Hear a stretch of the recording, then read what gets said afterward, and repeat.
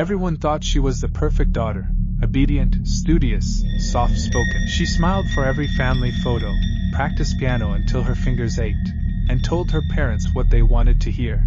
But what they didn't know was that everything was a lie. And that lie would soon lead to bloodshed inside their own home. This is the shocking true story of Jennifer Pan, a story of lies, control, betrayal, and murder. And the twist? It's one of the most chilling in Canadian history.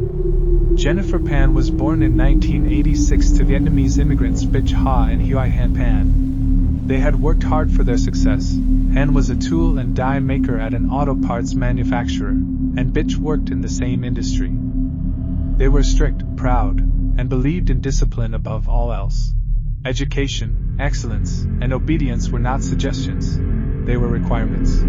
Jennifer was enrolled in piano lessons at age 4, took figure skating seriously, and was expected to become a doctor or a pharmacist.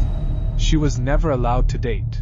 No parties. No sleepovers. And that intense pressure was the start of everything. Jennifer was smart, but not as smart as her parents wanted her to be. When her grades in high school didn't meet expectations, she began forging report cards. She would edit her marks and pretend she was an honor student. She told her parents she got into Ryerson University. Then later, the University of Toronto for pharmacology. She never even graduated high school. And yet, every day, she pretended to go to class.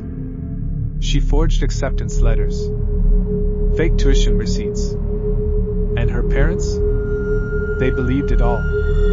But while she was attending university, Jennifer was really living a double life. She had fallen in love with a guy named Daniel Wong. Her parents disapproved, calling him lazy, unmotivated, and a bad influence. So, she kept the relationship secret. While her parents thought she was at school or studying at the library, she was with Daniel. Eventually, they caught on. Her lies were unraveling. Her father found out she wasn't in university. He was furious. Her parents demanded she cut all contact with Daniel, and she agreed. But Jennifer had no intention of letting go. In the shadows, Jennifer and Daniel stayed in touch. But now, their relationship was forbidden. And that's when the plan started forming. Not all at once. Not in some grand aha moment.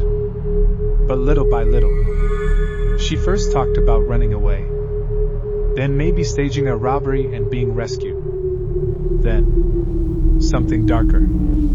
Something deadly. Jennifer started looking for a hitman.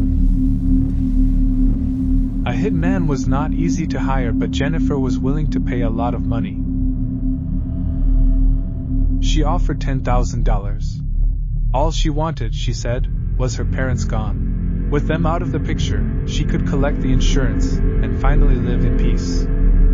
On November 8, 2010, everything came to a head. Jennifer left the front door of her house unlocked.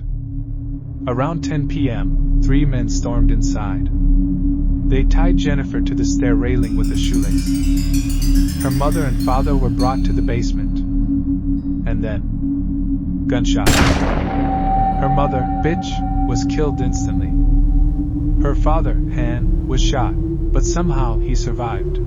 Jennifer called 911, sobbing, pretending to be a victim. At first, police thought it was a botched robbery. But something didn't feel right. Why was Jennifer left alive? Why was there no forced entry? Why were no valuables taken? And how was she so calm after such a brutal attack? Detectives brought her in for questioning, over and over. And every time, her story changed.